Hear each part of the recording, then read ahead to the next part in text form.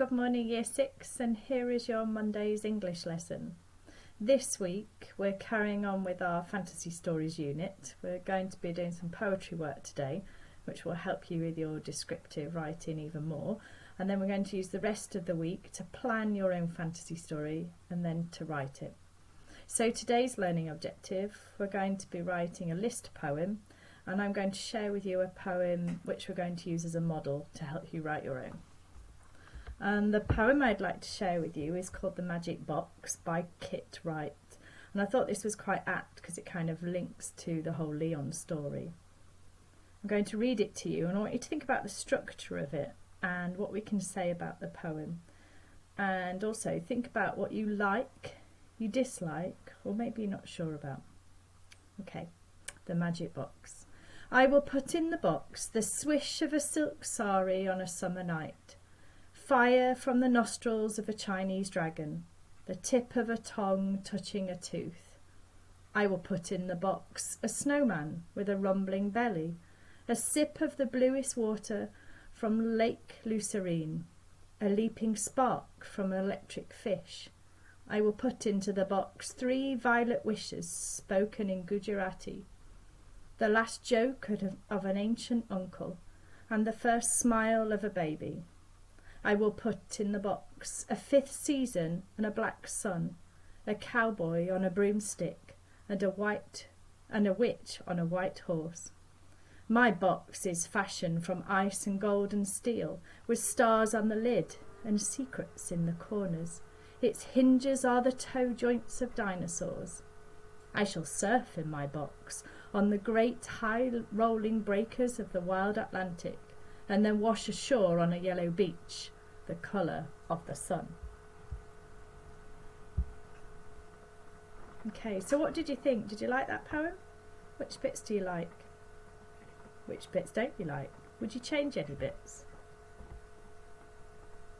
Can you remember what I called this type of poem? It was a list poem, wasn't it? Listing the things in the box, the contents of the magic box.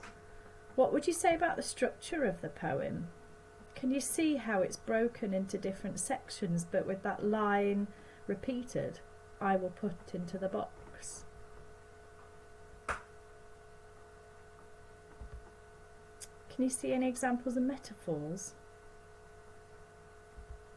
What about alliteration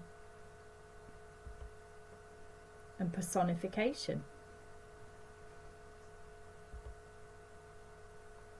If you've got your own copy, don't worry if you can't print it out, you can write notes on paper. But can you colour code those features? You know, we talk about annotating them to show them. You might want to pause the video while you have a go at that now.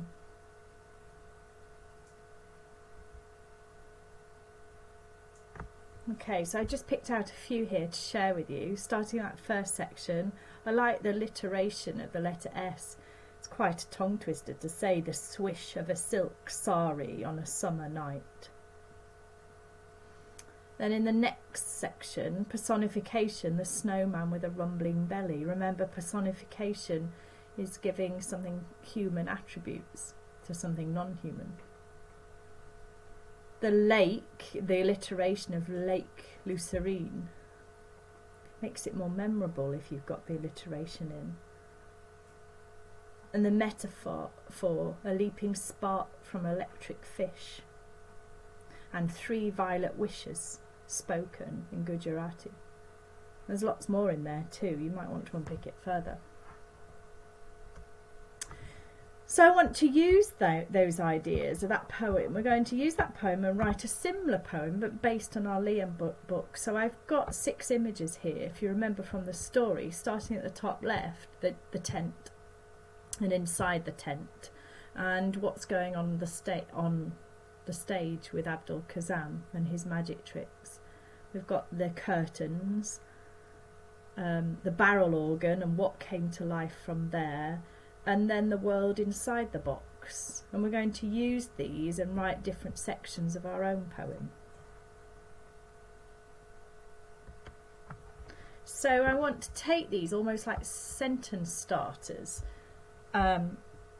and they link to those different pictures. So we've got inside the tent, I saw, and I'm going to try and use synonyms. I don't want to repeat I saw, you might want to, but I've changed some of mine to saw and notice and spied and witness. So inside the tent I saw, within the crowd I noticed, on the stage I saw, under the curtains I spied. I like that idea of it being a bit secretive. Inside the barrel organ I saw, inside the magic box I could see, and from Abdul Kazam's hands I witness. So our first job is to kind of get all our ideas out, and this will help us, the planning stage of our poem, it will help you to write it. So if we take that first one, inside the tent, what did you see? Well, if you've got a copy of the book, you can look at what we can physically see on the page. If not, don't forget, on the school's YouTube channel, one of my very first videos from this unit, I read the book, so you might want to revisit that.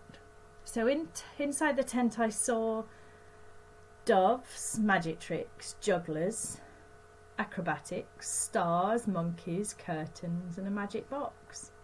And remember, because we're doing notes here, we can keep them short and use bullet points. So I'm going to take those ideas and use a planning frame, and this planning frame is saved on the website as a PDF. Again, you don't need to print it out, you can write down your ideas.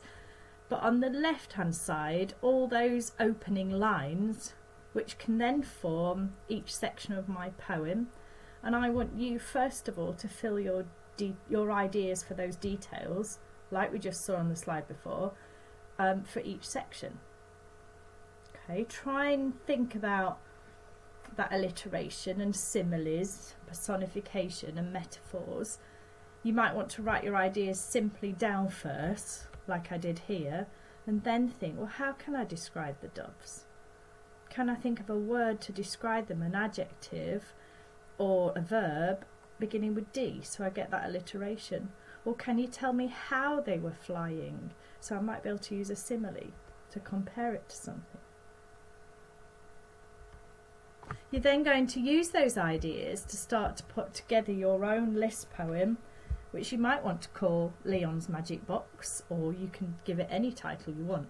So for example here I've written, inside the tent I saw gentle golden stars floating like angels through the night sky. I decided there that I wanted to use alliteration for gentle and golden, but also those adjectives to describe the stars. And what were they doing? Well, they were floating, but how were they floating? Well, like angels, that calmness through, it was night time, through the night sky.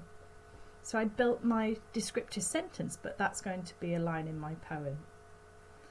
I then maybe want to go on to the crowd. Within the crowd I noticed huddles of people. Well, what were they doing? And were they waving their hands? And if it was their hands, what were they like? Can we use a simile or a metaphor there? So can you see what I'm doing? I'm trying to build up my lines of my poem here. Your success criteria, and you'll need to keep referring to this list throughout your work today. I want to see examples of personification, similes, metaphors, alliteration, those high impact verbs and high impact adjectives. So if I just go back to here, floating is a bit more descriptive than just flying. And gentle and golden stars gives me more information than if I just use stars. And at the end of the lesson, I'd like you to look back on that success criteria and see if you've included everything.